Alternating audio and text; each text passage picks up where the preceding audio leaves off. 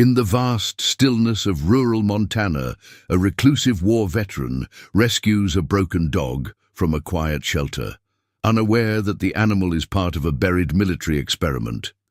As the bond between man and dog deepens, long-forgotten secrets rise from the ashes. Tracked by contractors and watched by hidden eyes, the veteran begins a dangerous journey to uncover the truth behind Project Ember, a classified program that rewired war dogs into unfeeling weapons. But Ranger, the dog they thought could be, controlled, chooses his own path. As enemies close in and allies emerge from the past, the lines between loyalty and survival blur. Not every wound leaves a scar. Not every soldier walks on two legs, and some legacies refuse to be buried. Will Ranger's story end in silence, or will his final stand become the echo that awakens a nation? Hold on a moment before we move forward. Let us know where in the world you're watching from. And if you're loving these stories, don't forget to hit subscribe. Tomorrow's episode is going to be absolutely mind-blowing. The wind rattled the chain-link fence like a warning. Cold and sharp, it sliced through the cracks of the old Montana shelter, carrying with it the scent of snowfall and something heavier, loneliness. Inside Kennel 6, a large black Belgian Malinois sat stiffly, unmoving. His name, as far as the records went, was Ranger, but no one at the shelter used it anymore. They simply called him the aggressive one. Families came and went. They lingered at the cages with hopeful eyes, calling out to the playful, tail-wagging dogs. Some crouched down, hands pressed to the metal, cooing at puppies too young to know what abandonment was. But when they reached Kennel 6, they always paused. Ranger didn't wag. He didn't bark for attention. He stared, eyes hard, unreadable. "If a hand dared get too close," he growled, low and guttural, like a warning carved from instinct. It was always enough. A young volunteer, Maggie, once tried to pet him. He flinched, not from pain but memory. Since that day, no one tried again. He didn't eat in front of people, didn't play with toys. At night, when the shelter closed and the lights dimmed, Ranger paced in silence, his steps methodical, as if counting them mattered. Sometimes he'd stop and sit facing the corner of his kennel, unmoving for hours. No one could say why, but the vet had made notes. Extreme trauma, possible combat background, no visible injuries, unadoptable. A rusted tag hung from the collar, buried under his thick coat. Most didn't notice it. It was just another piece of scrap, forgotten like the dog who wore it. But the tag told a different story, a story no one at the shelter had ever read. Not until the day a man stepped through the door with hands scarred and boots still caked in the dust of old battles. Frank Holloway had never been the kind of man who wandered into places by chance, but that Tuesday something pulled him in. Maybe it was the voice of his old friend Earl, who'd said last week over coffee, "You need something breathing in that house besides horses, Frank." Or maybe it was the silence that had begun to weigh too heavy out on the prairie, long after the gunfire had stopped. The shelter door creaked as he entered. Fluorescent lights buzzed above him, and the smell of ammonia clung to the air. A teenage girl at the counter looked up from her phone. "Looking to adopt?" she asked, though her voice lacked any real interest. Frank nodded, but didn't speak. He hadn't spoken much since he came back. Not after the ranch, the desert, or the funerals, especially not after the last one. He walked past cages of wagging tails and hopeful eyes. The noise was deafening, barking, whining, claws against steel. But he kept walking, boots slow on the concrete, until the sound began to fade. Until he reached the end of the row, Kennel 6. The dog didn't move. Their eyes met. Ranger didn't snarl, didn't pace. He simply stared. And Frank, he froze. Something in him shifted. The stillness, the silence. It was familiar. "Don't get too close to that one," the girl warned, her sneakers squeaking as she approached. He's been here a long time. Nobody wants him. He's unpredictable, maybe even dangerous." Frank didn't move.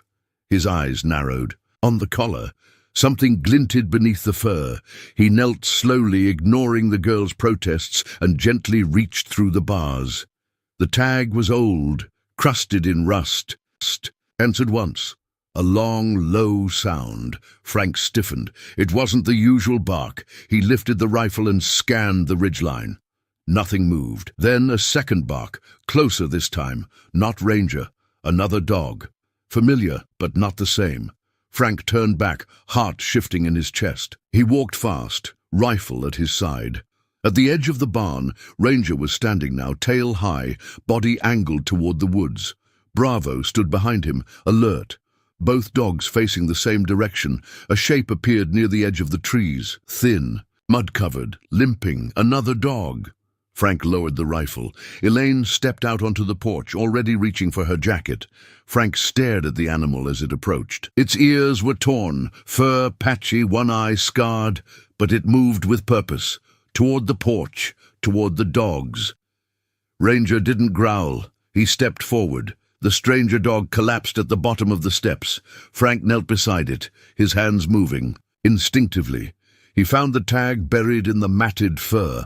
No name, just a number, another one of theirs, one more forgotten. He looked over his shoulder. Elaine was already coming with a blanket.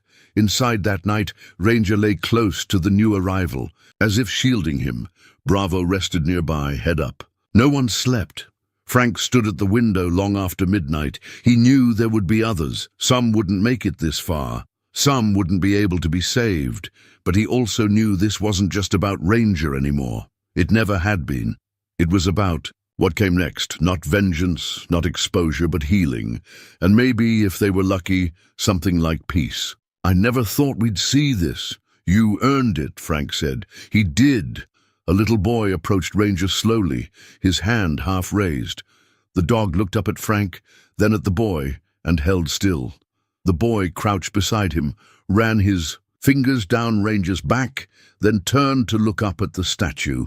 He didn't say anything. He just stayed there, one hand on the reel, the other on the bronze. Frank swallowed hard. In the distance, he noticed a man standing under a tree, holding binoculars. Not obvious, not out of place, but watching. Frank didn't move, didn't say anything. Elaine followed his gaze and gave a slight nod. Not the last of them, she said. They'll keep circling. Frank turned back to the statue. Then we let them watch. They stayed until the sky darkened and the crowd thinned. A few people left flowers by the base. A ribbon with a unit number. A photograph of a handler and his partner. Bravo stood, finally, walked over to the statue on his own, sniffed the base, then sat beside it, calm.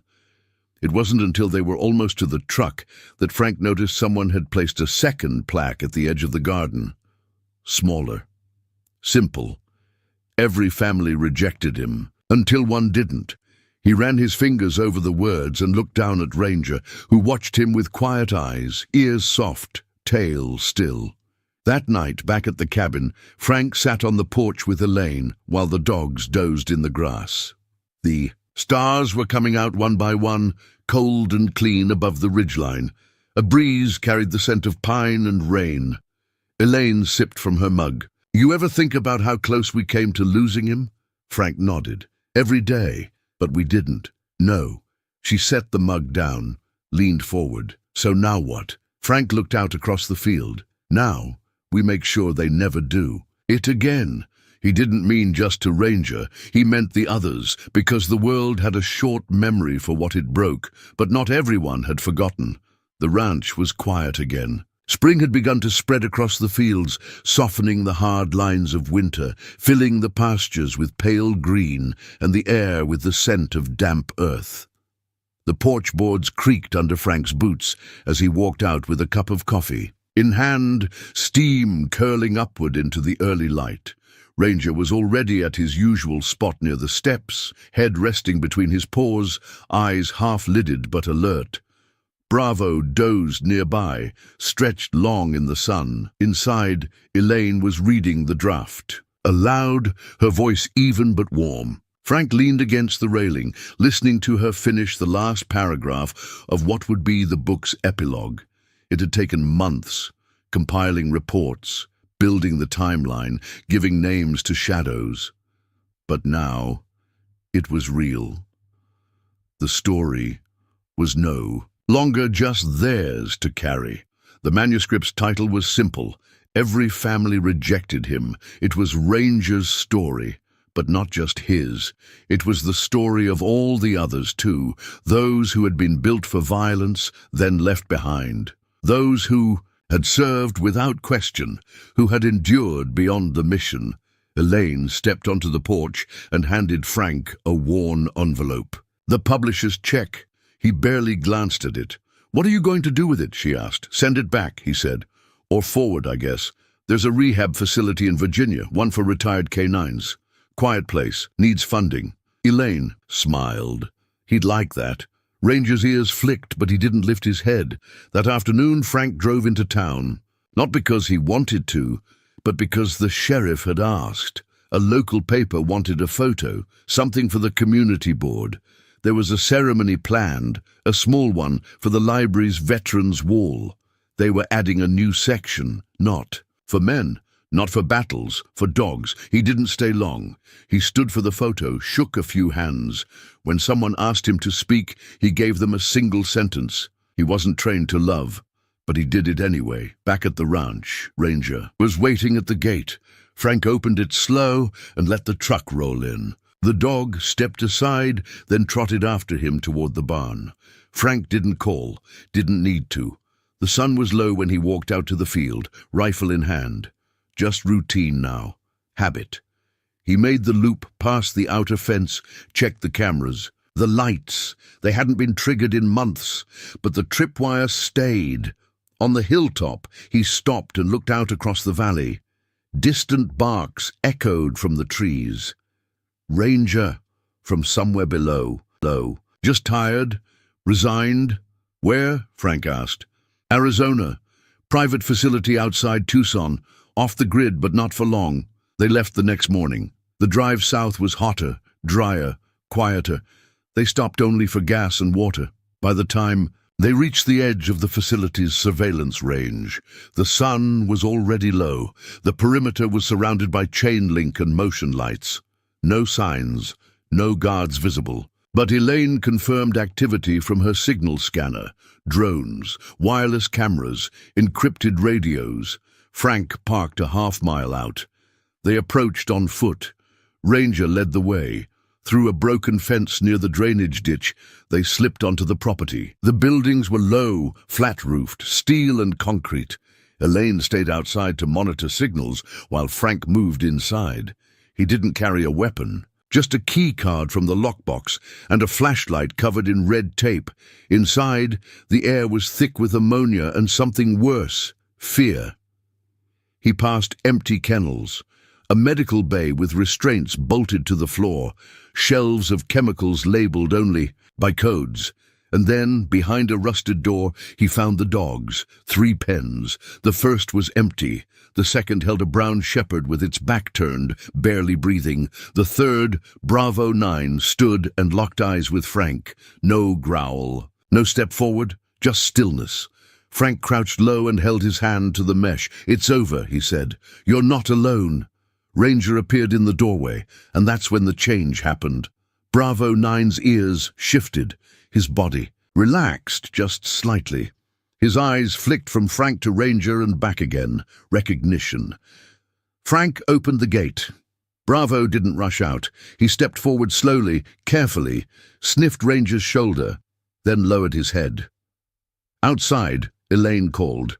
Over the comm. "We've got movement, 2 vehicles inbound." Frank looked at the dog. "Can you run?" Bravo didn't hesitate. They moved fast, Ranger in the lead, Bravo following, Frank just behind. They made it out the same way they came in, ducking, beneath the broken fence and into the scrub.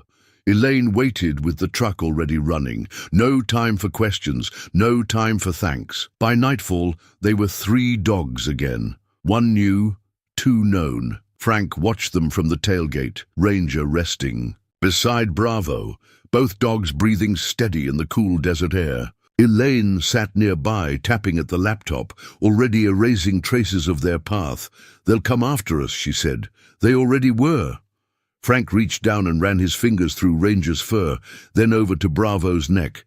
The dog flinched but didn't pull away. "They made them for war," Frank said. "But they're not just weapons." Elaine looked over. "No, they're survivors." And now they weren't surviving alone. Washington, D.C. was a city of monuments. Marble figures lined the National Mall like sentinels, each one carved from history and memory, standing tall against the hum of traffic and politics. But today, a new figure was being added, not cast in stone, but in bronze. Not a president, not a general, but a dog. Frank stood near the back of the crowd, his hands in the pockets of his worn coat. The Capitol dome loomed in the distance, white against the dull sky.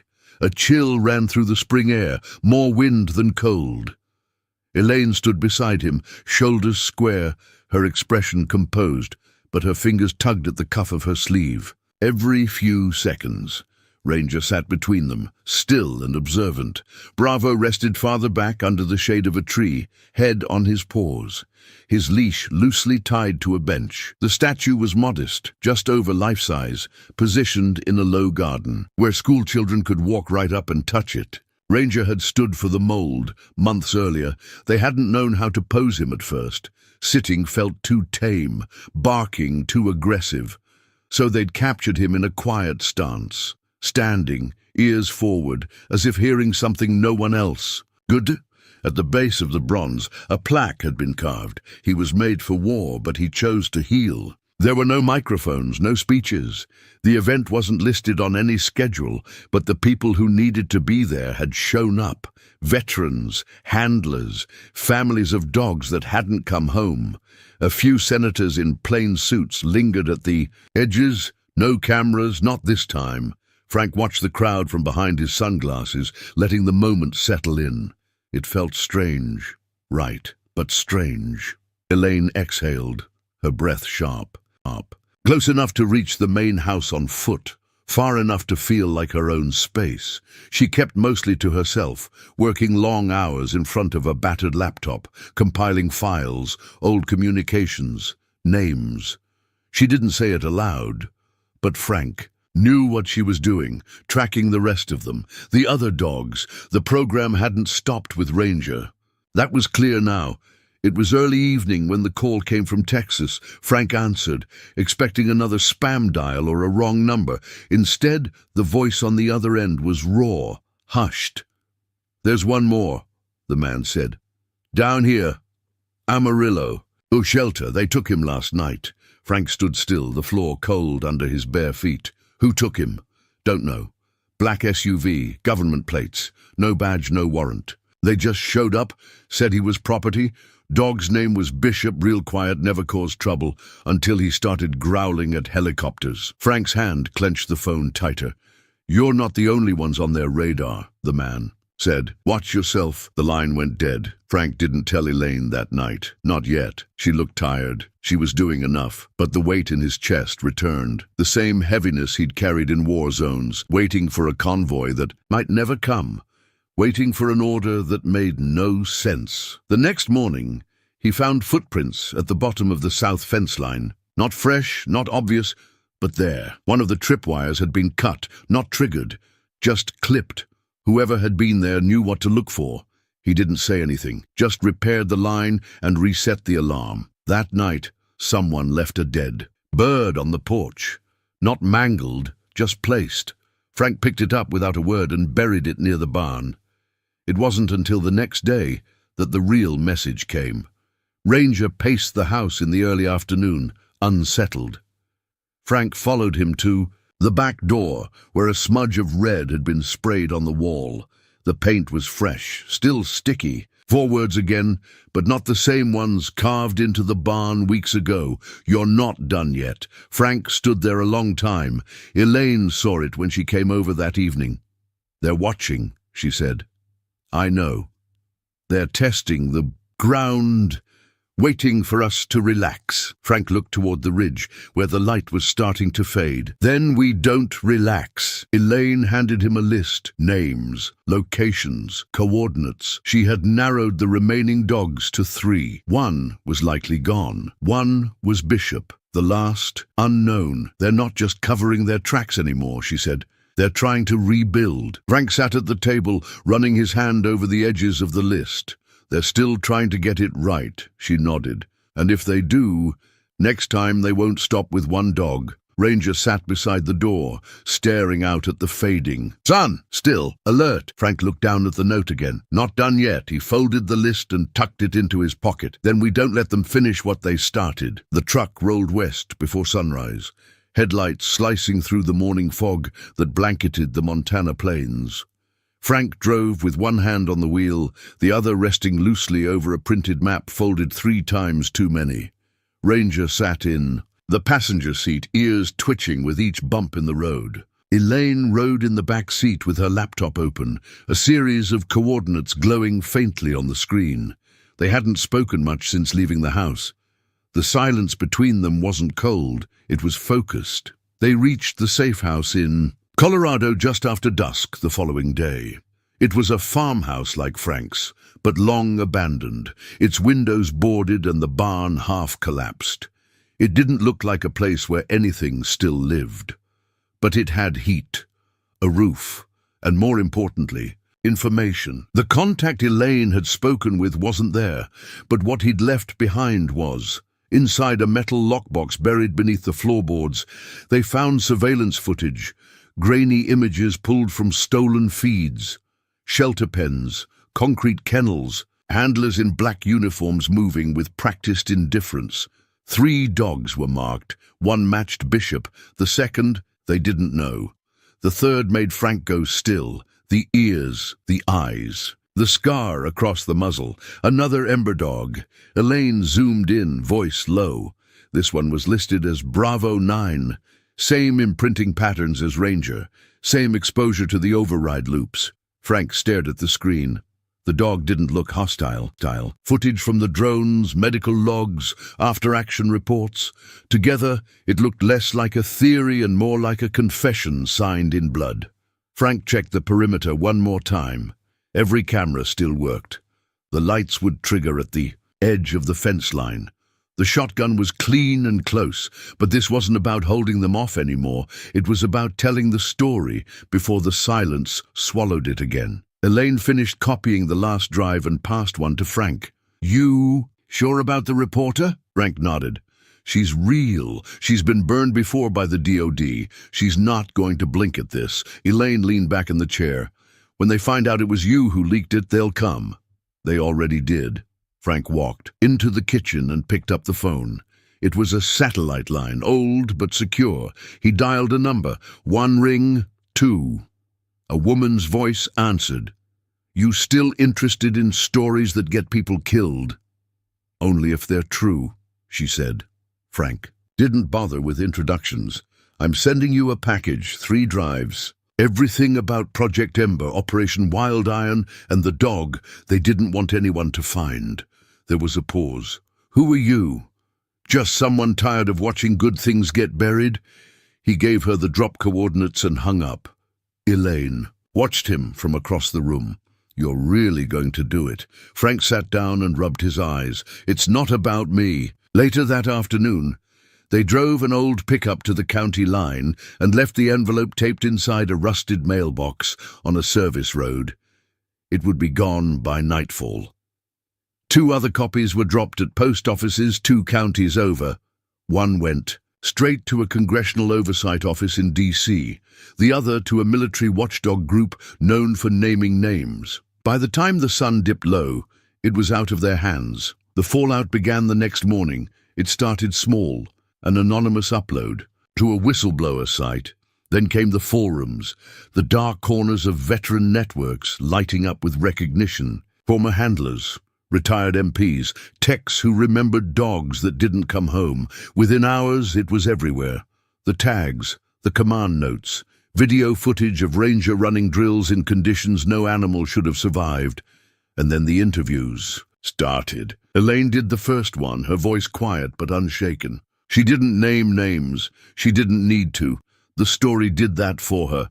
Frank watched from the porch, the sound low, Ranger lying at his feet. When the reporter asked why she disappeared, Elaine's answer was simple. Because I saw what they were becoming. The congressional inquiry came next. A statement from the Department of Defense followed within days, denying knowledge, distancing themselves from the people responsible. But it was too late. The name Project Ember was already burned into public memory. Protests gathered outside federal buildings. Demands for accountability followed. And through it all, one image kept showing up in news segments and articles. A dog sitting beside a worn wooden fence. Eyes sharp, still as stone. Ranger had become a symbol. Frank didn't like it. He wasn't made for spotlights. But he let it happen because sometimes symbols mattered more than silence. Sometimes the truth had to hurt before it healed. That night, Frank stood at the gate and looked out at the road. No lights, no engine sounds, just wind and peace that didn't feel permanent. Elaine joined him, her arms crossed tight against the cold. They'll come again, Frank nodded. Probably. But not like before. He looked at her. No, this time they know we're not afraid.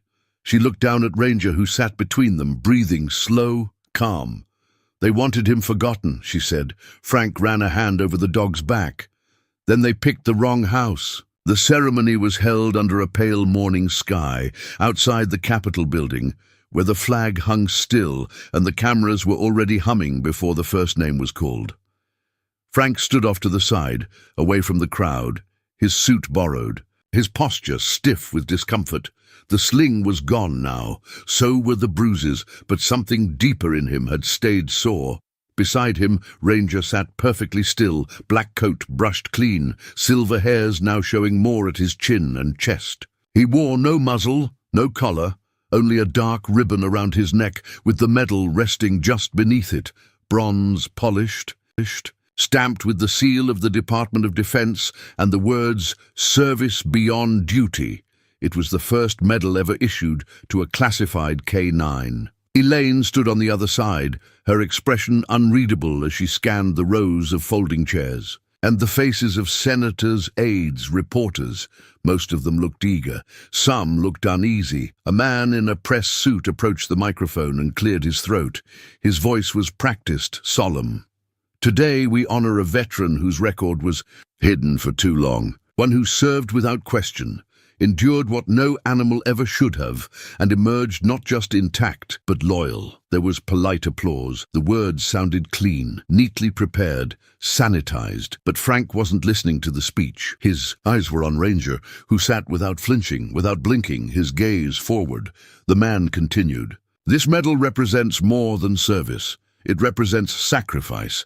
And today it belongs to Ranger, 77th Infantry, Operation Wild Iron. May history remember what we almost lost. A military aide stepped forward and fastened the medal gently to the ribbon around Ranger's neck. There was a beat of silence, then applause, louder this time. Cameras flashed, reporters took notes, but Ranger didn't move. Frank leaned down, whispered near his ear, "That's for you, buddy." Ranger turned slightly, and for the first time all morning his eyes met Frank's, and something softened. After the ceremony, they avoided the press line. Elaine kept walking. Frank followed. Ranger stayed between them, tail low, steps measured. Once they reached the sidewalk, the crowds thinned. No questions, no photos, just city air and the sound of their boots on pavement. Elaine exhaled slowly. They made it look clean. "It never is," Frank replied. "Still," she added, "it means something that the truth came out, that he got to stand in front of them and they had to look at him." Frank nodded, watching Ranger as the dog sniffed the curb, ears twitching. At a nearby siren. "I don't think he cared about the medal," Frank said. "He didn't need to," Elaine answered. "It wasn't for him." They returned to the farmhouse that evening. The sky above Montana stretched wide again, open and quiet. Frank stepped out of the truck, stiff from the drive, and opened the passenger door. Ranger hopped down, slower, than he used to, but steady. As Frank walked toward the porch, he noticed the note on the front door, tucked under a stone. Not handwritten this time, typed. No signature. Not all of us wanted this to go public. Frank folded the paper slowly, tucked it into his pocket. The message wasn't a surprise. The silence after the storm never meant peace. It just meant the next wave would be smarter. Inside, Elaine made tea. Frank stood at the window and stared into the night. Ranger lay at the foot of the couch, watching nothing in particular. Frank pulled the medal from around the dog's neck and set it gently. "On the mantel. You already earned it," he said. "No reason to keep carrying it." The phone rang that night long after dark. Frank picked up, said nothing. A voice on the other end, one he didn't know, spoke low. "This doesn't end with a ceremony. You've stirred something bigger than just one dog." Frank listened. "They'll come looking again for the others." He hung up without replying. The house stayed still. But Frank no longer expected silence to last. He walked into the living room, sat down beside Ranger, and rested his hand on the dog's back. Outside, the wind moved through the trees. Slow, steady. They had survived the first fight, but it wasn't over. Not yet. Frank kept the folded note in the top drawer of his desk. He didn't look at it often, but he never forgot it was there. The threat wasn't loud anymore. It was quiet, and quiet threats were the ones that lingered. The medal on the mantel gathered dust, untouched since the day it was hung. Ranger hadn't looked at it once. Neither had Frank. The town had returned to normal on the surface, but the silence had weight now. People nodded to Frank at the feed. Store, but didn't talk. They watched Ranger from a distance, some with curiosity, others with the quiet edge of fear. Frank noticed the way shopkeepers locked their doors a little faster when he walked by. The way the sheriff looked over his shoulder before offering a tight-lipped hello. Elaine had moved into the small cabin by the ridge. "You won a war, you just got it." The man in the tactical jacket stepped forward once more, slower this time. "We'll be back," he said. Frank didn't blink. "I'll be waiting." The men retreated to their vehicles, dragging their wounded, leaving behind only blood, crushed grass, and silence. Frank stood there until the tail lights vanished beyond the ridge. Then he walked back into the house. A smear of red painted the doorframe. Ranger followed, limping slightly, but without hesitation. Frank knelt beside him, checked the leg. A graze, nothing deep. The dog leaned against him, eyes dull with fatigue but still alert. "You did good," Frank whispered. He poured water, cleaned the cut, bandaged it as best he could. Outside, the wind picked up again, but this time it didn't carry just a cold. It carried a message. They weren't here to scare him. They were here to erase the past. And now, the past had teeth. Frank woke before dawn, still sitting in the corner of the living room with the shotgun leaning against his knee. The house smelled of smoke and gun oil. The air was thick with dust and silence. The walls bore new scars, splintered wood, bullet holes near the windows, glass shards on the floor. Outside, the early light crept slowly over the bloodied porch. Steps.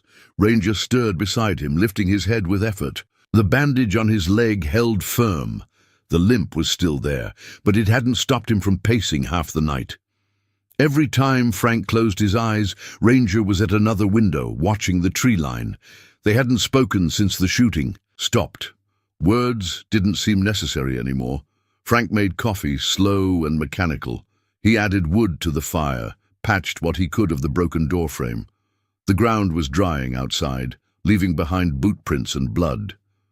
He followed the trail down the back path where one of the bodies had been dragged. Nothing was left now but trampled weeds and empty brass. Whoever had come for Ranger hadn't just been testing defenses. They'd meant to kill him, and Frank, he sat on the edge of the porch, watching the horizon. His shoulder ached where a round had grazed him in the fight. He hadn't even noticed it until Ranger had pushed his head into Frank's ribs and whined low, blood wetting the man's shirt. The pain had come later. Frank rolled his sleeve and checked the wound. Clean enough, shallow, a burn more than a break. He taped it shut and drank the rest of the coffee with his jaw tight. Before noon, a truck pulled up at the gate. Frank stood, shotgun in hand. It wasn't Cole or Dent this time. The man who stepped out looked younger, but his eyes weren't. He didn't wear body armor or tactical black. Just jeans, a faded army jacket, and a badge clipped to his belt that didn't belong to any department Frank recognized. "I'm not here to fight," the man called. "Name's Dawson. I was with Ember, too." Frank didn't lower the gun. "You part of the team that came last night?" "No, but I know who was." Frank nodded slowly. "Then you know I'm not handing the dog over." Dawson stepped closer, hands empty. "They won't stop. Not because of the program, because of what he knows.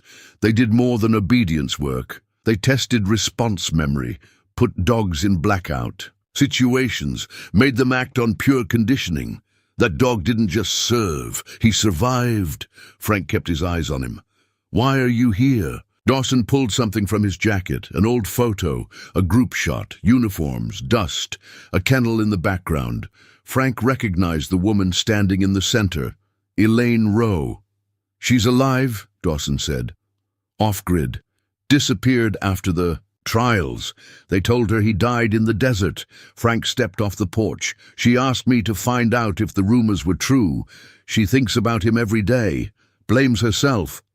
Frank looked at the picture again, then at Ranger, who sat by the porch watching the stranger with quiet intensity.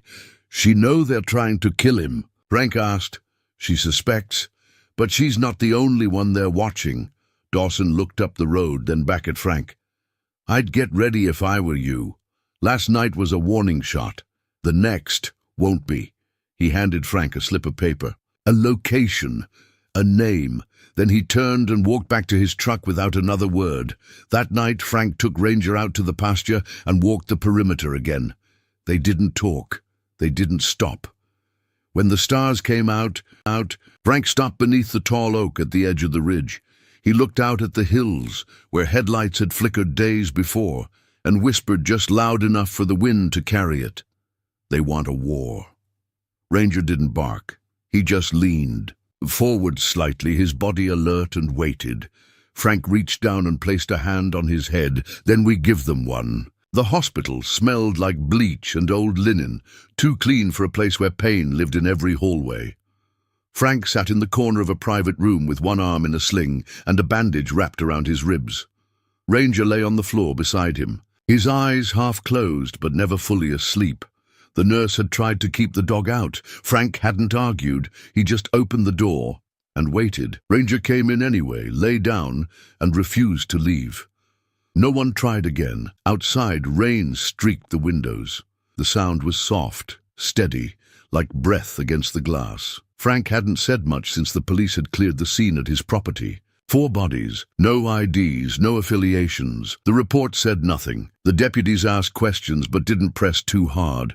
No one wanted to tangle with federal shadows. He didn't tell them about the file, or the drone, or the men who hadn't come back. The sheriff's office gave him a nod, a warning, and a stack of paperwork, but nobody told him to stop watching his back. Then the door opened. Frank looked up. The woman standing there was older than the photo. Dawson had left, but not by much.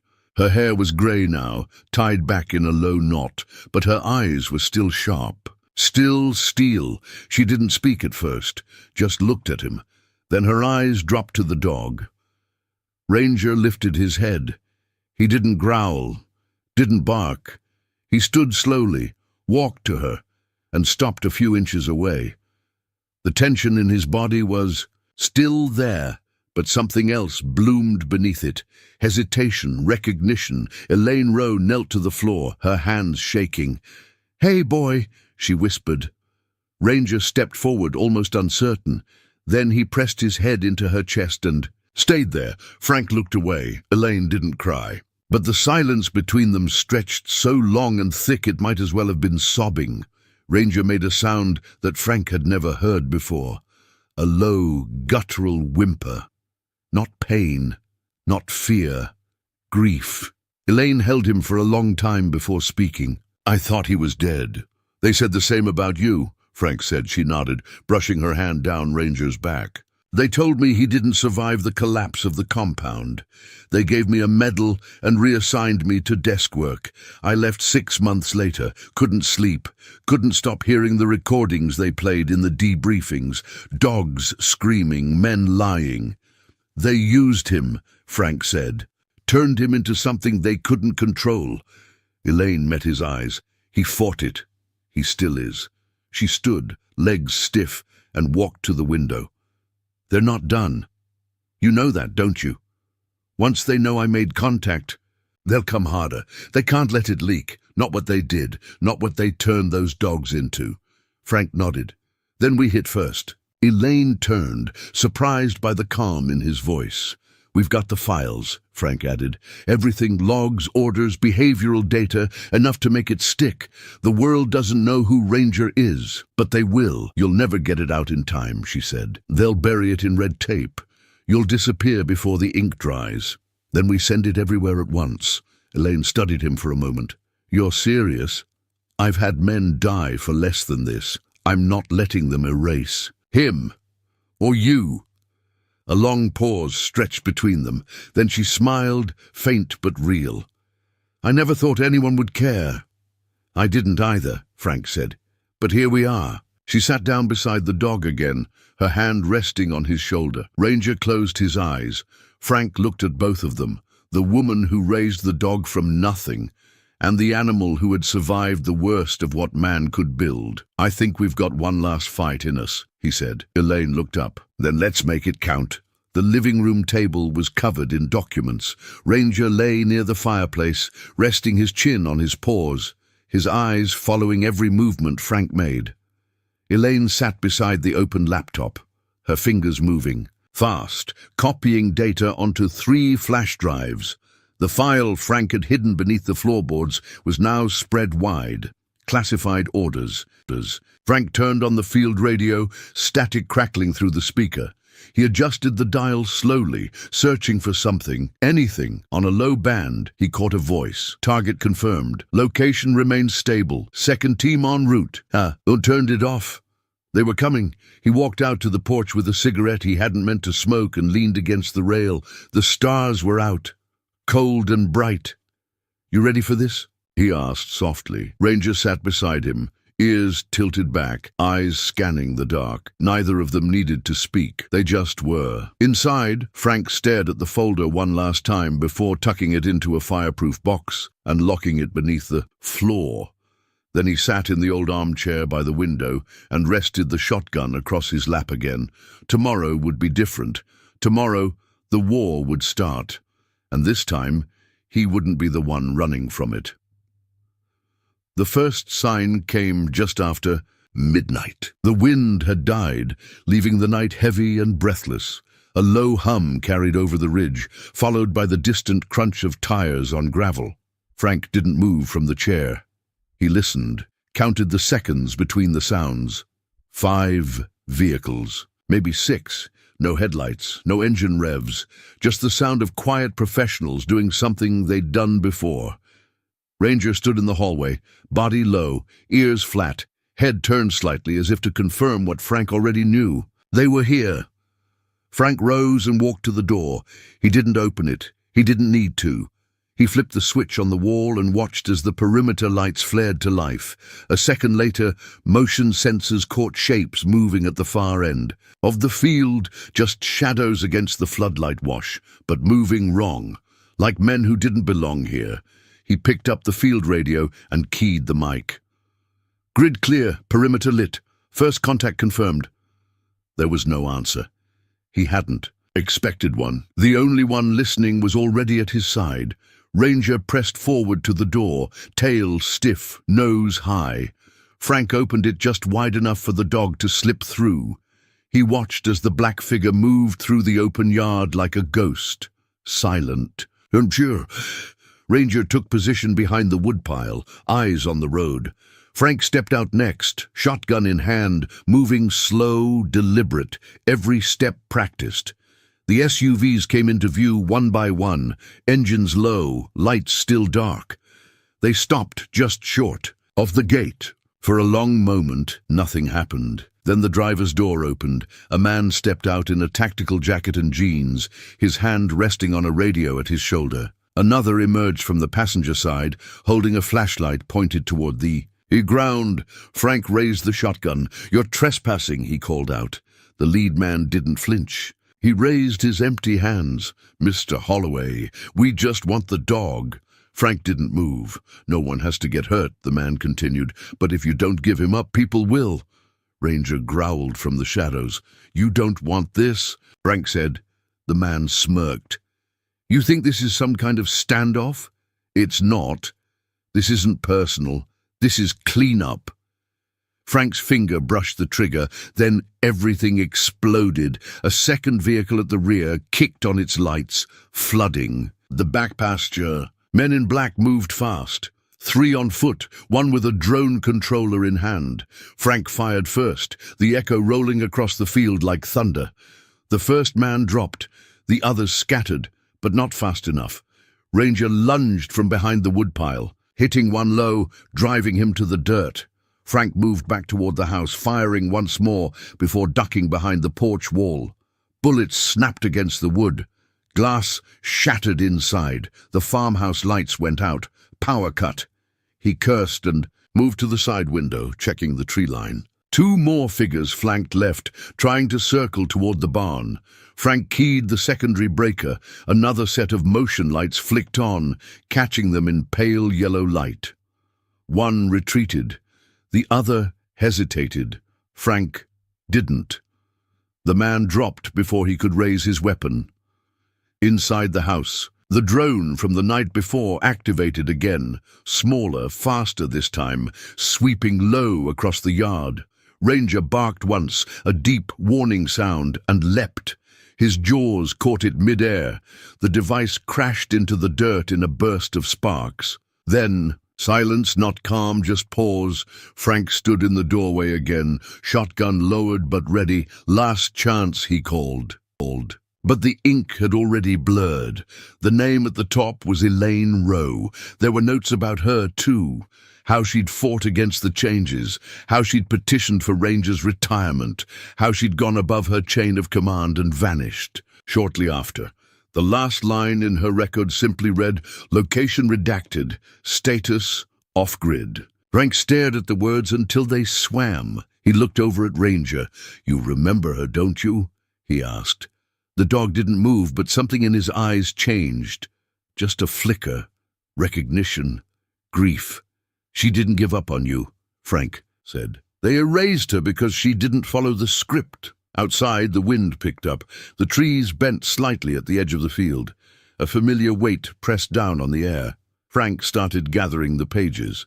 He slid them into a folder, taped it shut, and tucked it under the floorboard near the fireplace, where he used to hide his service pistol. He didn't know why.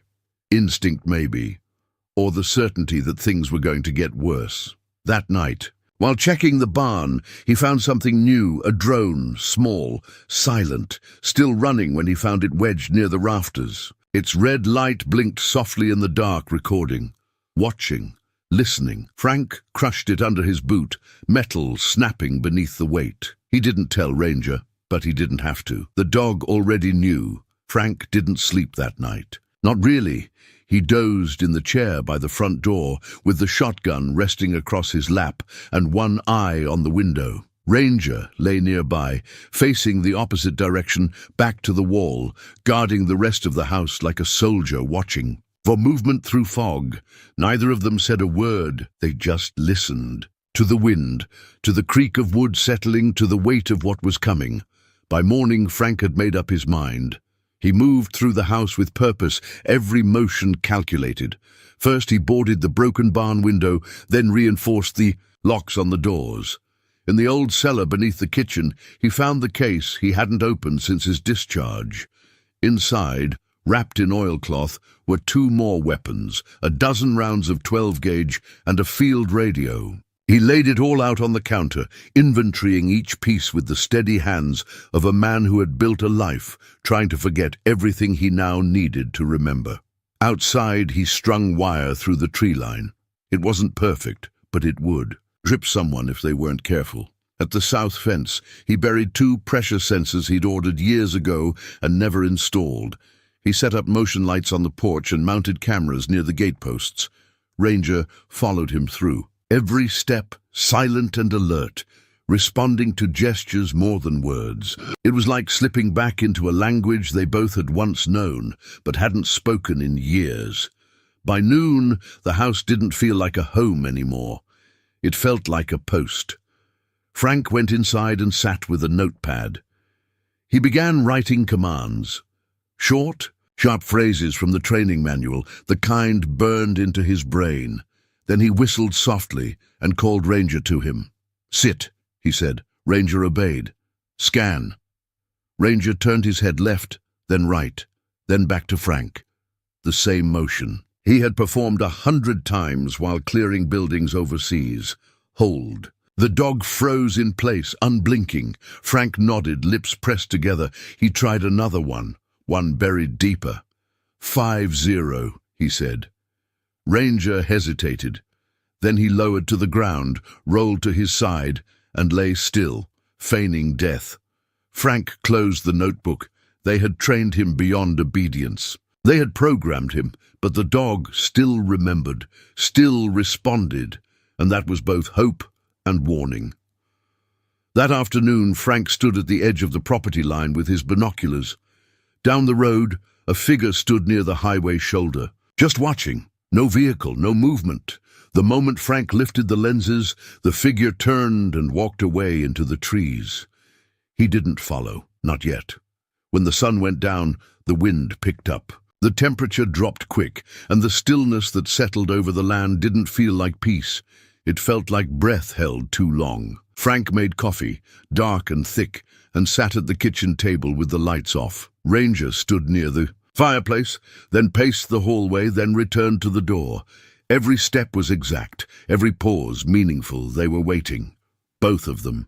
Later, not growling, not moving, just present. Frank said the name aloud for the first time. Elaine Rowe. Ranger's eyes narrowed just slightly. She had been the original handler. He remembered her now, clearer with each passing day. She wasn't. The type to vanish without reason. She'd stayed behind after Wild Iron collapsed, stayed on base when the others rotated out. Then she'd gone quiet. No forwarding address, no phone number. Just disappeared into the silence the military liked to keep over its mistakes. Frank pulled an old landline off the wall and dialed another number. An old friend. A man who still had access to places Frank couldn't reach anymore. "I need a location," he said when the man answered. "For Captain Elaine Rowe, retired." A pause. "You looking to get into trouble, Holloway?" "Already there."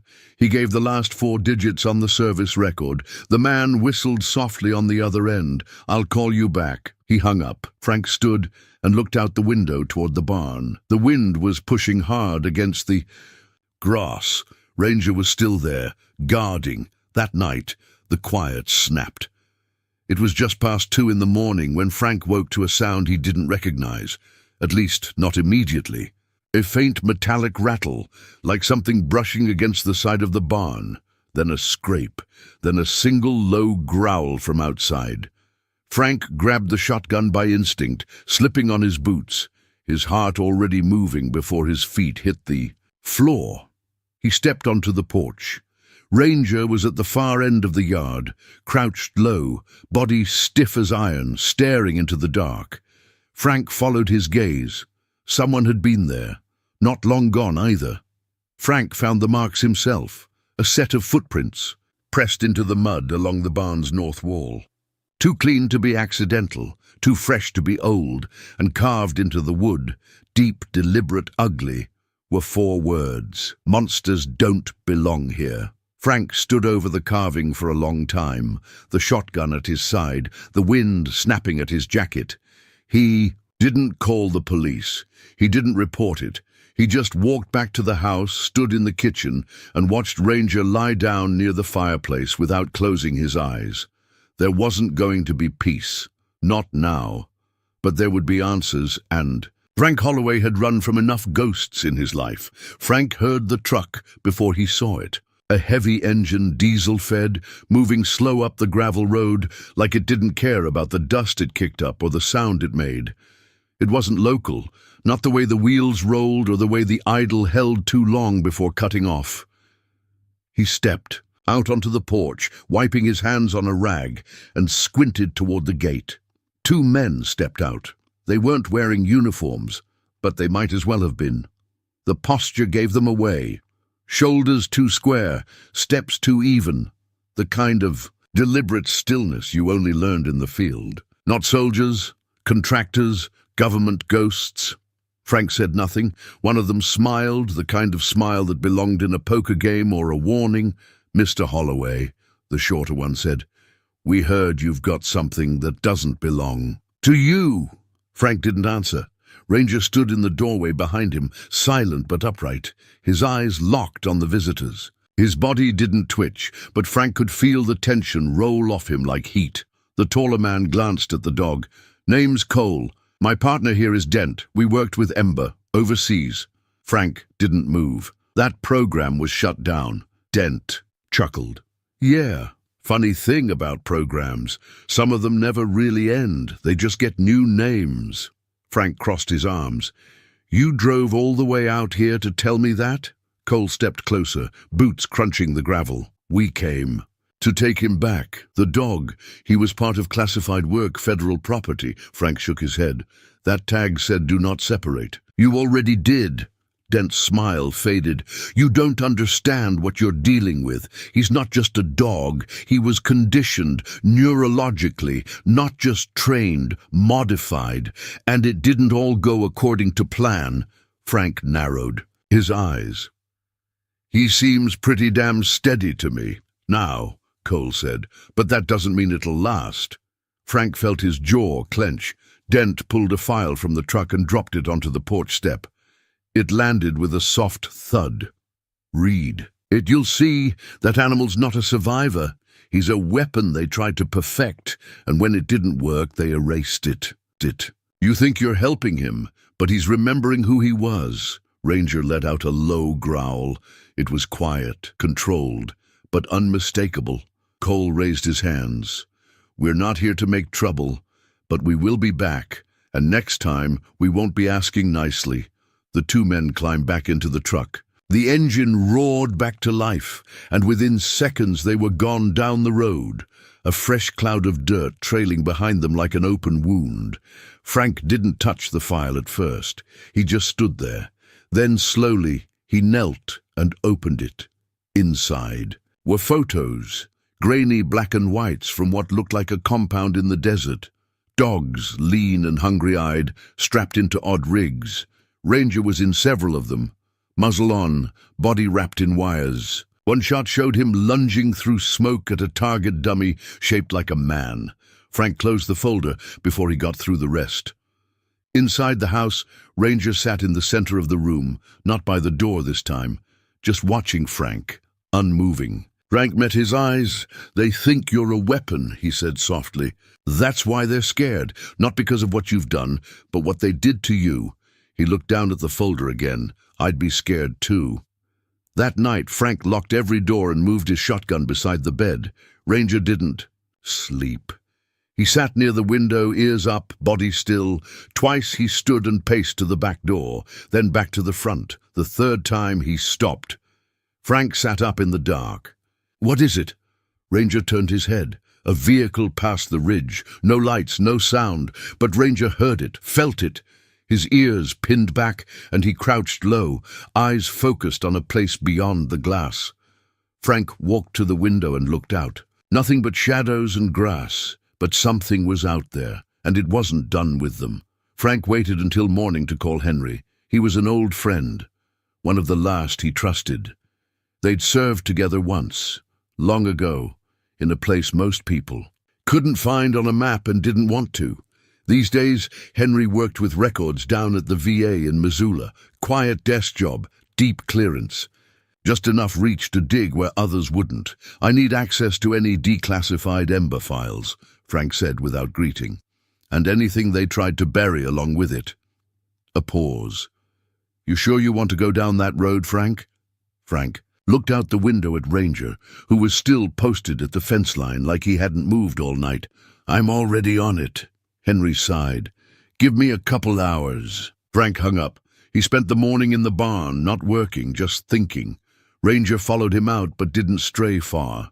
Every few minutes the dog would stop, ears turning toward the trees, nose twitching like something still lingered out there.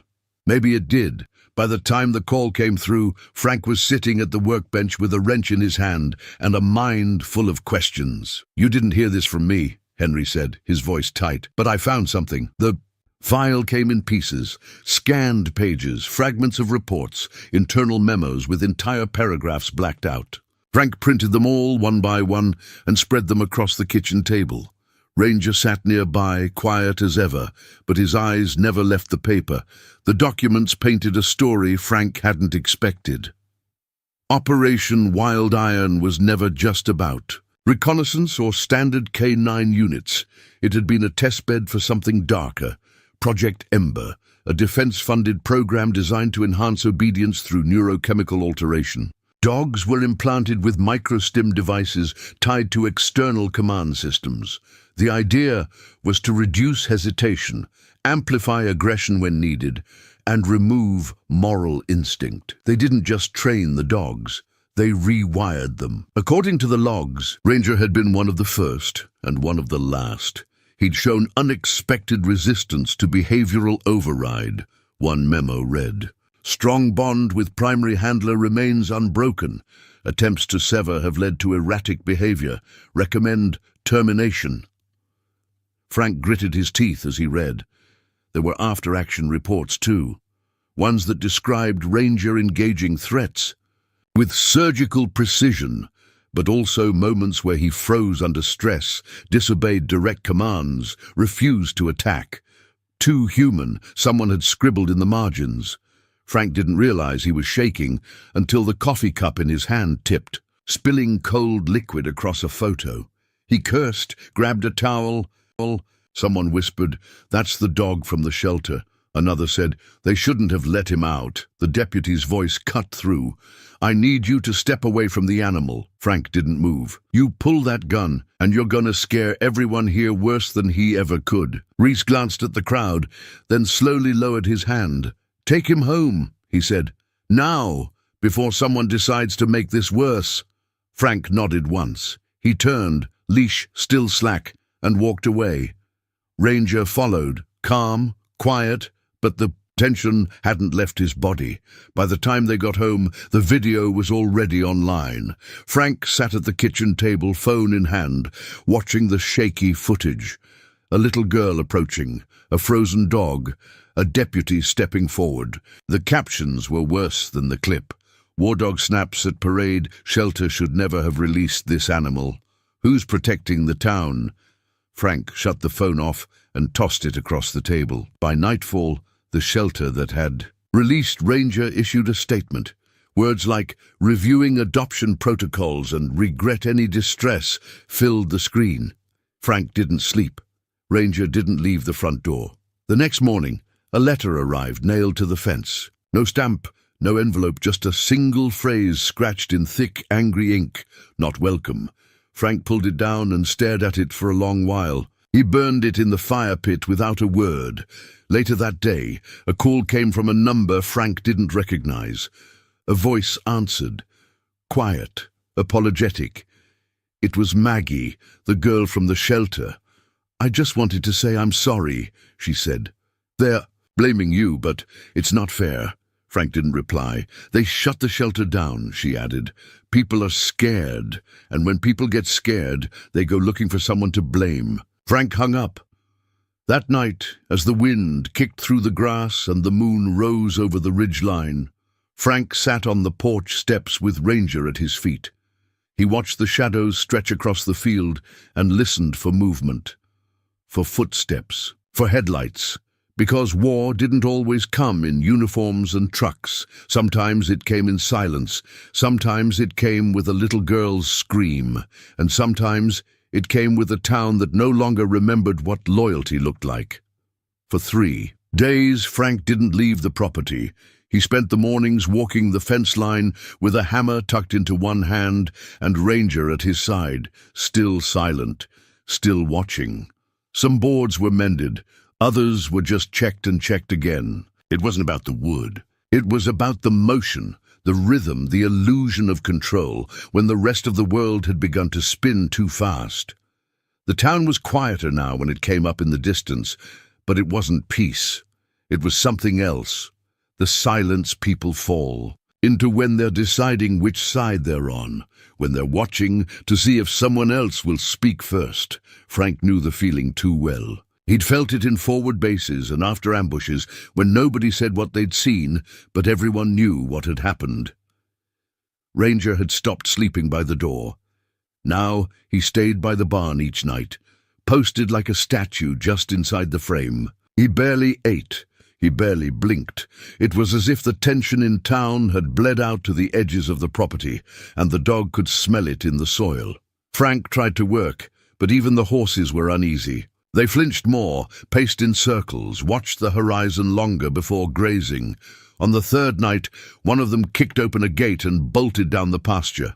Frank chased it in the dark with Ranger beside him.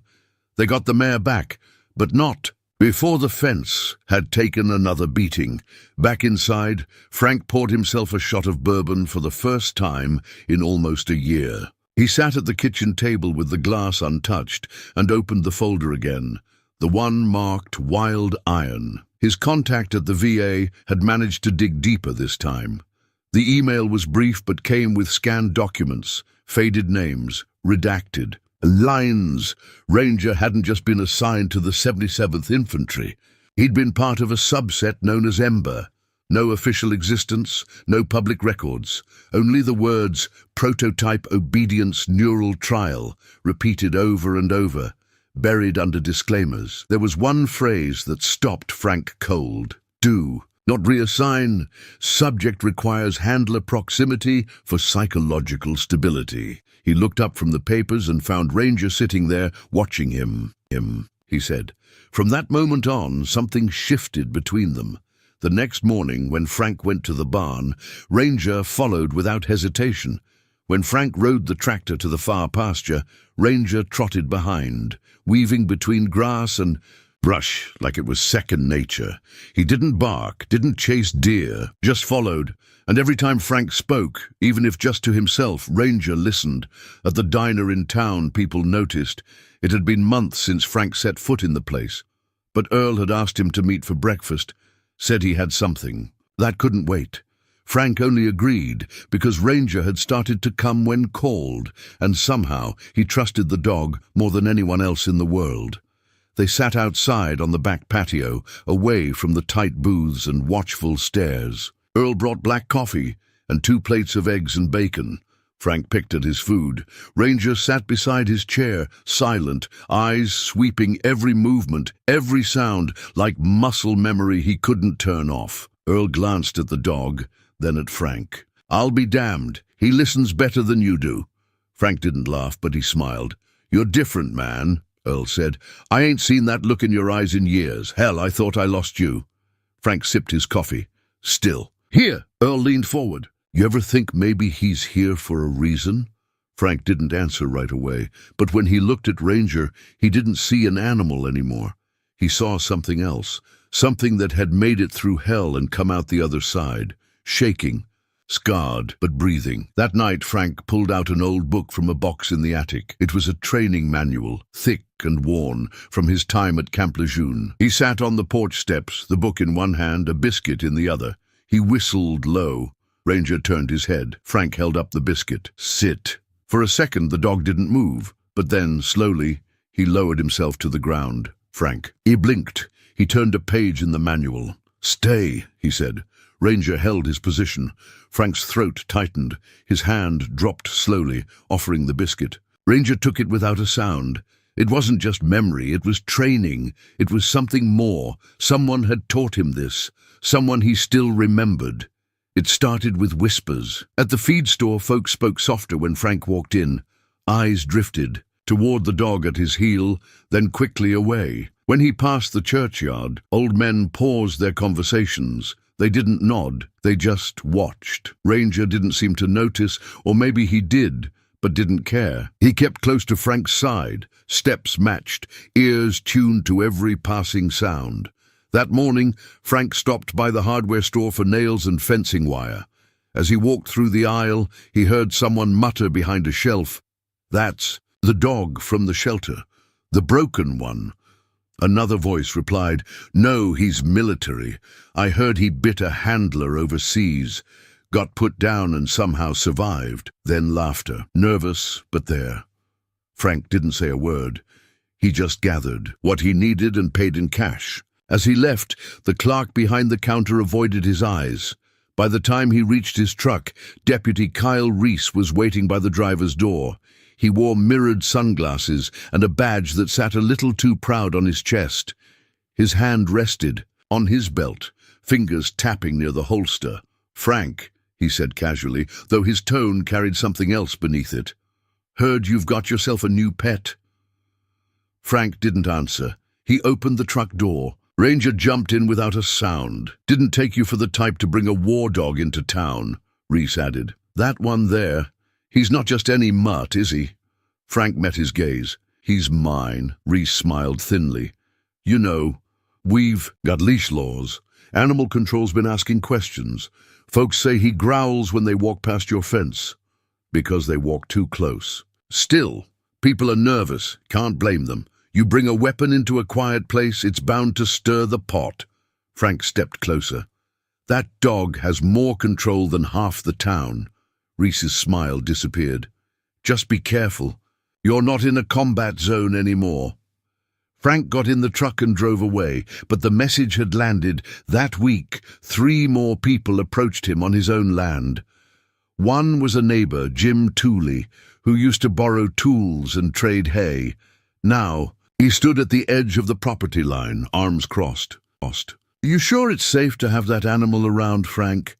My wife's worried about the kids, says she hears it pacing at night." Frank looked at him for a long time. "That pacing's the reason nothing's ever come through that tree line." Jim didn't reply. He just turned and walked off. Another neighbor filed a complaint. The sheriff's office left a yellow notice on Frank's gate. Something about unauthorized working animals, lack of certification, bureaucratic nonsense. He tore it off and tossed it in the fire pit. But the tension didn't stop there.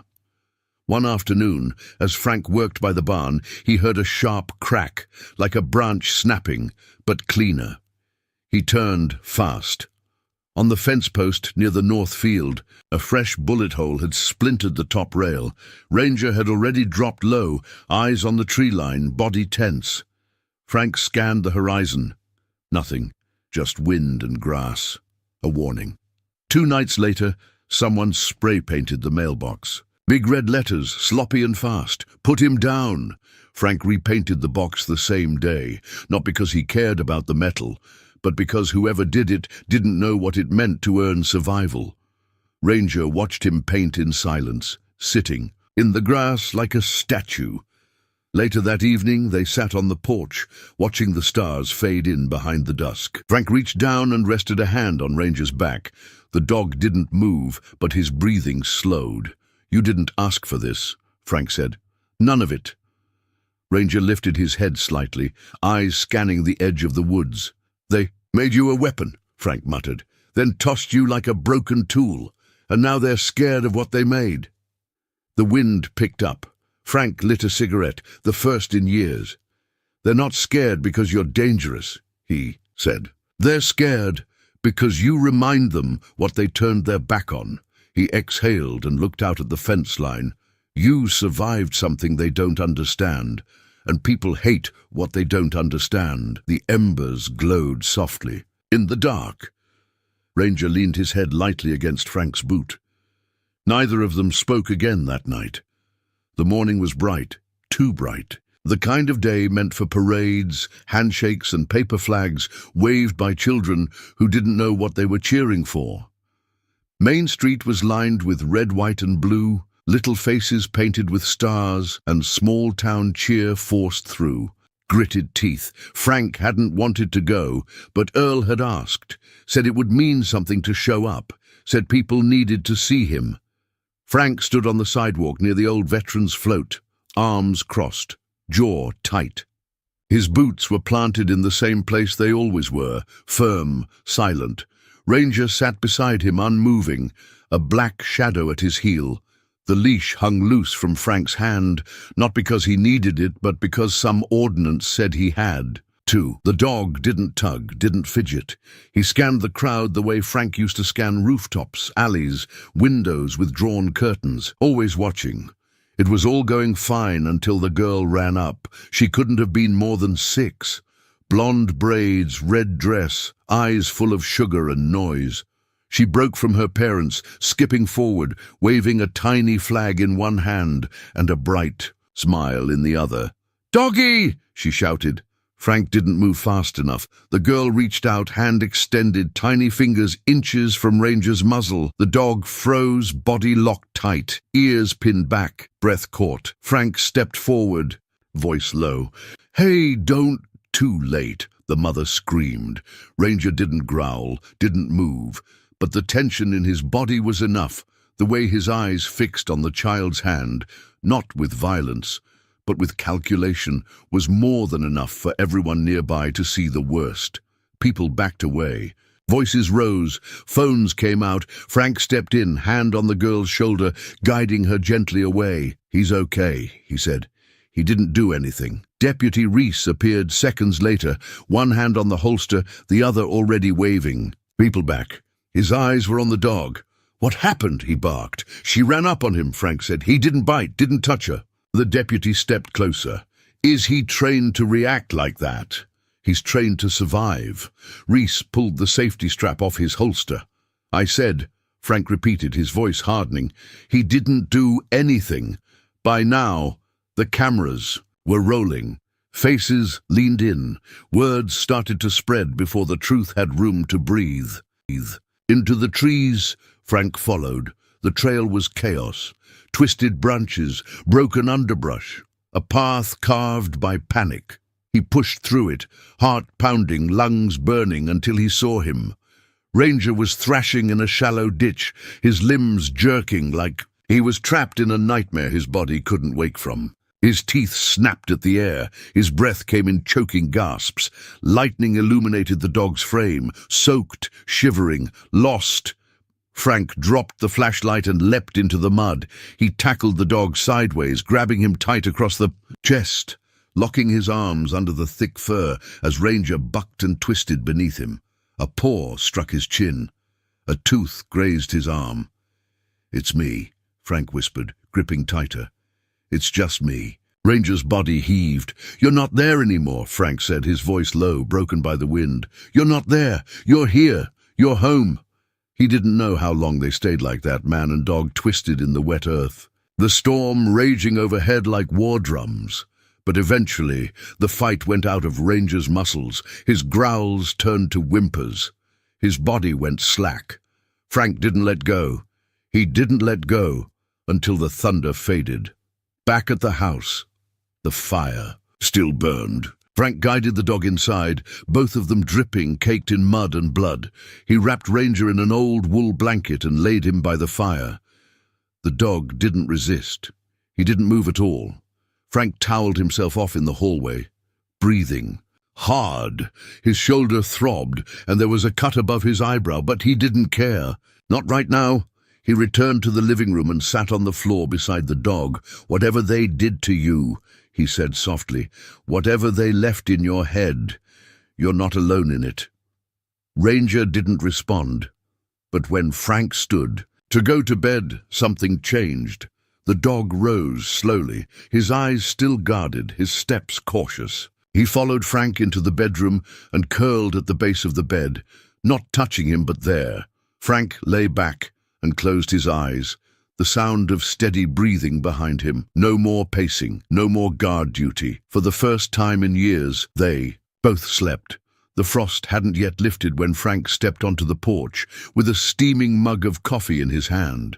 The sun was low, casting long golden lines over the field, catching in the thin fog that hovered above the soil. He watched. The horses nudged at the icy grass and listened to the distant sound of a hawk somewhere beyond the ridge. Behind him, the screen door creaked open.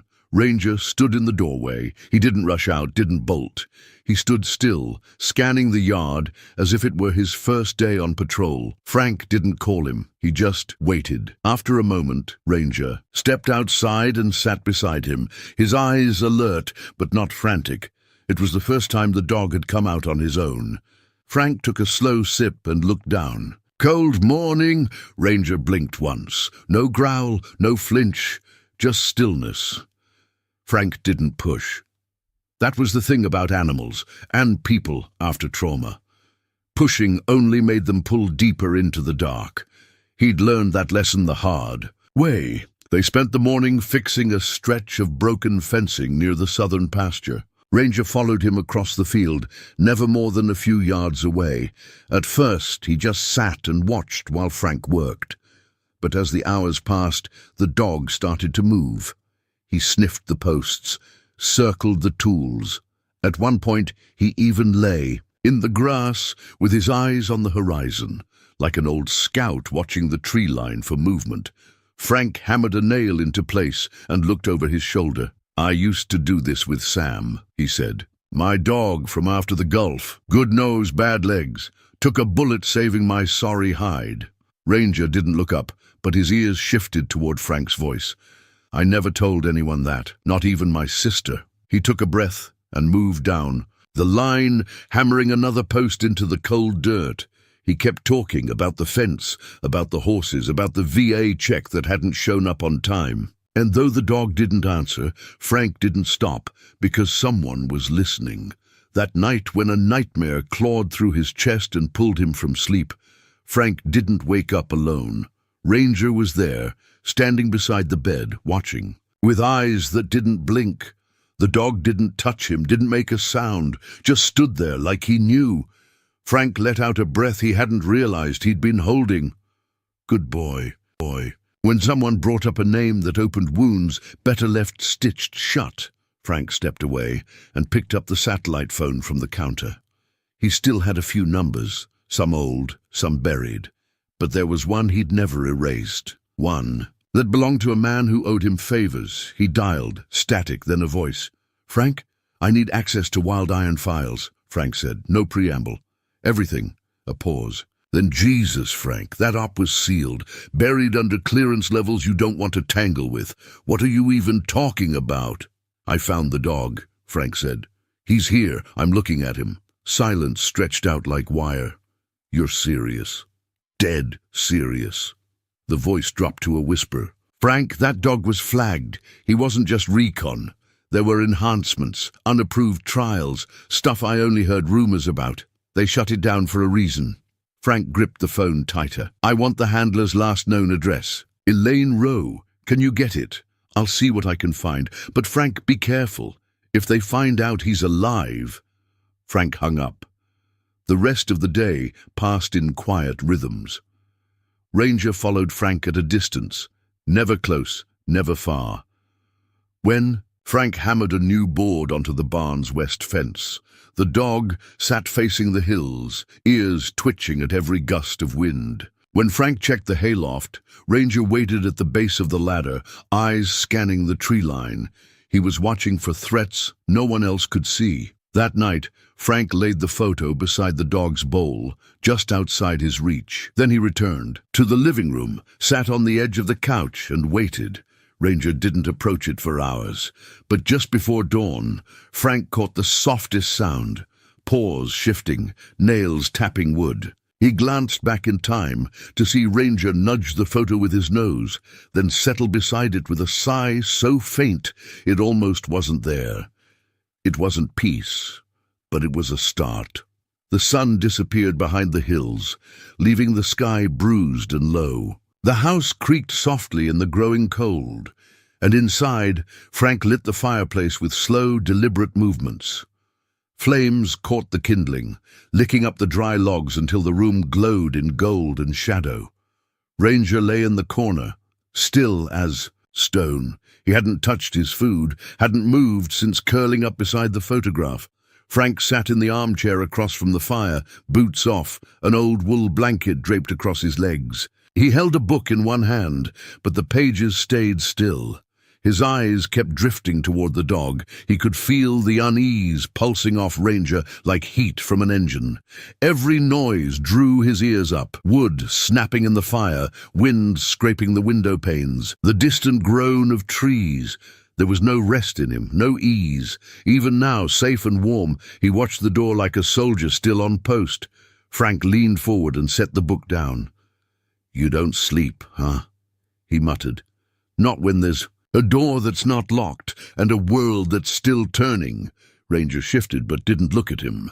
The fire cracked louder. Frank reached for the coffee mug on the table and found it cold.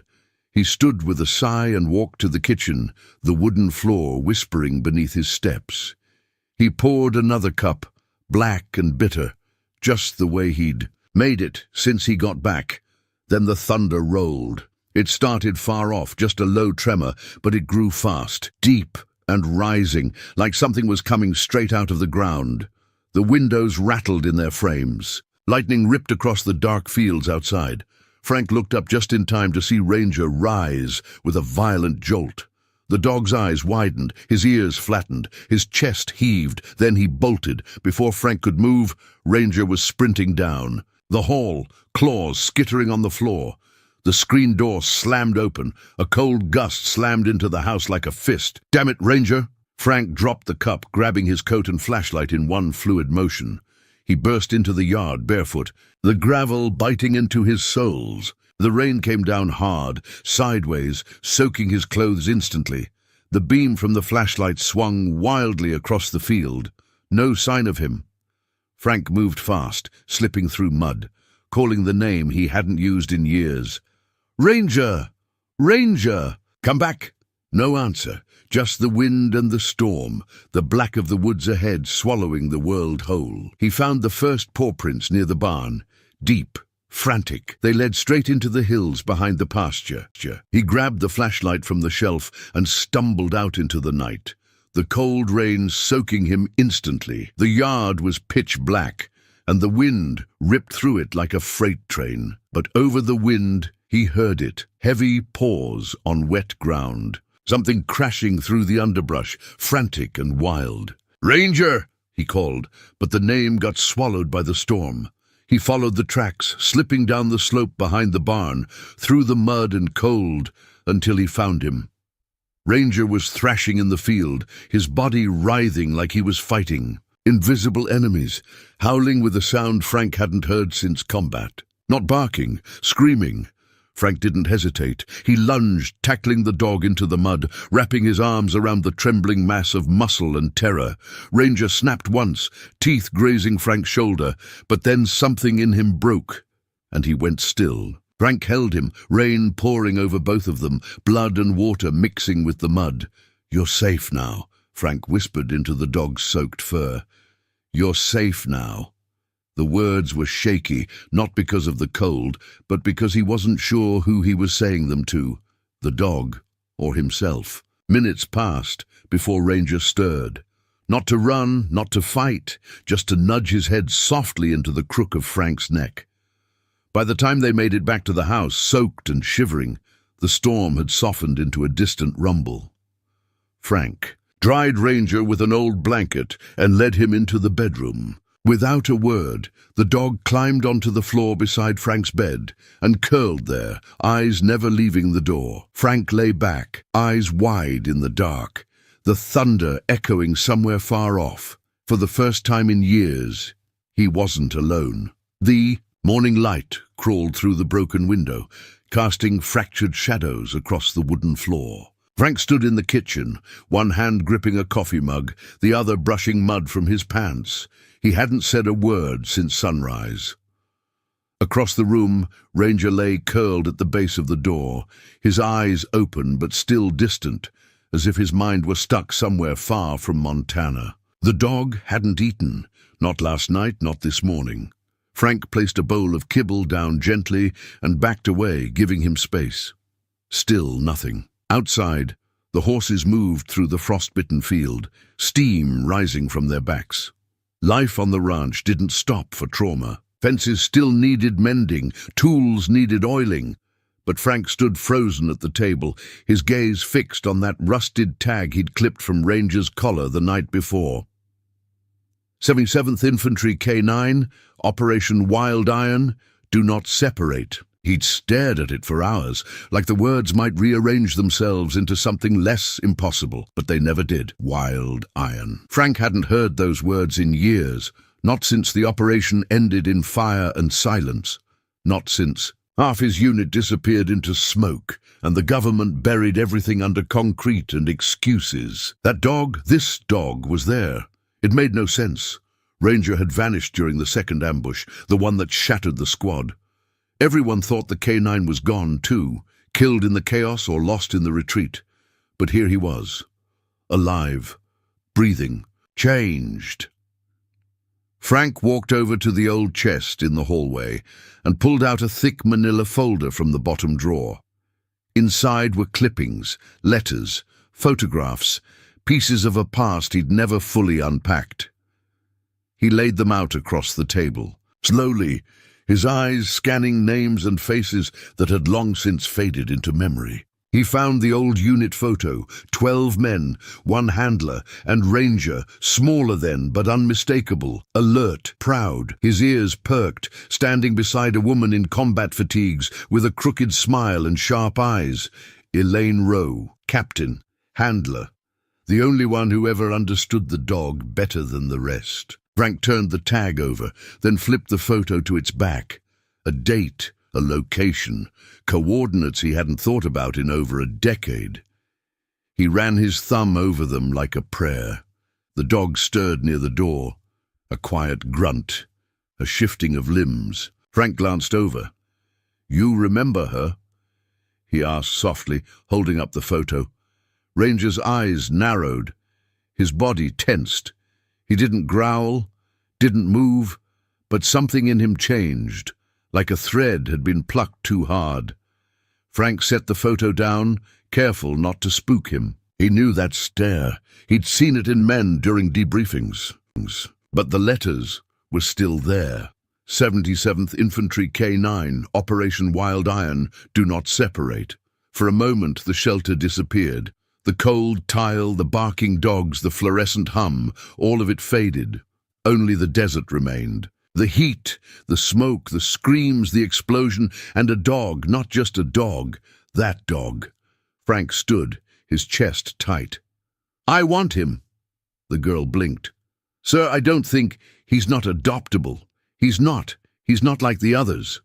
Frank turned to her, his voice low but firm. "I said, I want him." No one argued with that tone.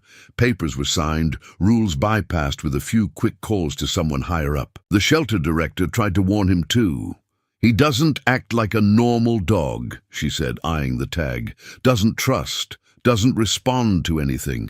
We think he might have come from some kind of military program." Frank didn't answer. He only opened the kennel. The dog didn't resist, didn't move for a long moment either. But then, without a sound, he stood, walked past the threshold, past the gate, past the fear, out into the cold air beside Frank. 2 shadows moved as one across the gravel parking lot, silent against the wind, no wagging tail, no joy, but there was something else, recognition. Frank Holloway drove with one hand on the wheel and the other resting lightly on the armrest, where his fingers twitched now and then, a habit that hadn't gone away even after all these years. The old truck rattled down the gravel road leading to his farmhouse, kicking up dust behind it like a trail of ghosts. Beside him, Ranger sat in the passenger seat, still and alert, his gaze locked straight ahead, ears twitching at every noise. The world threw at them.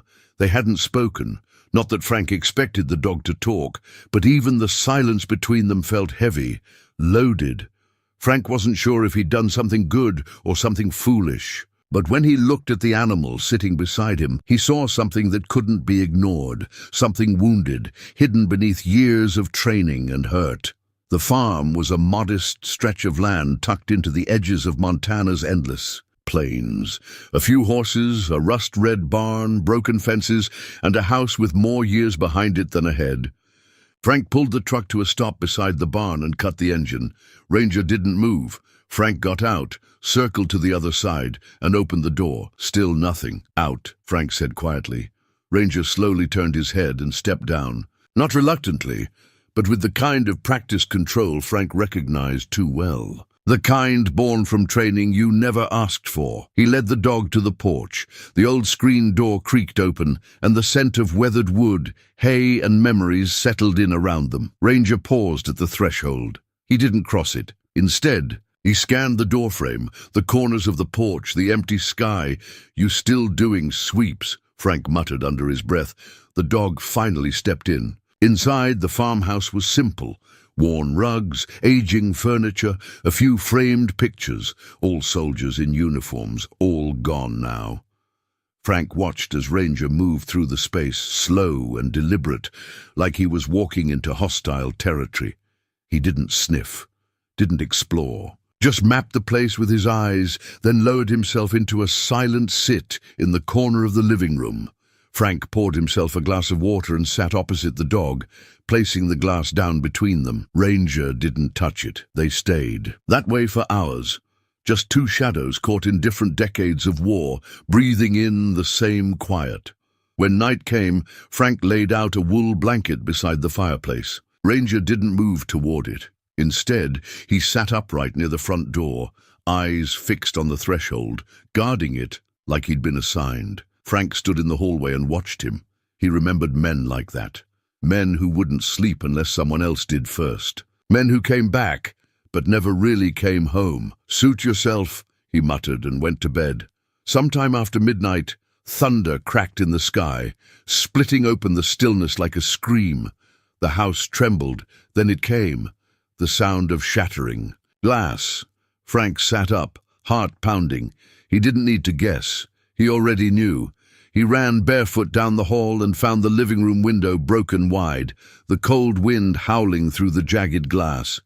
The front door was wide open, and Ranger was gone. Frank didn't think.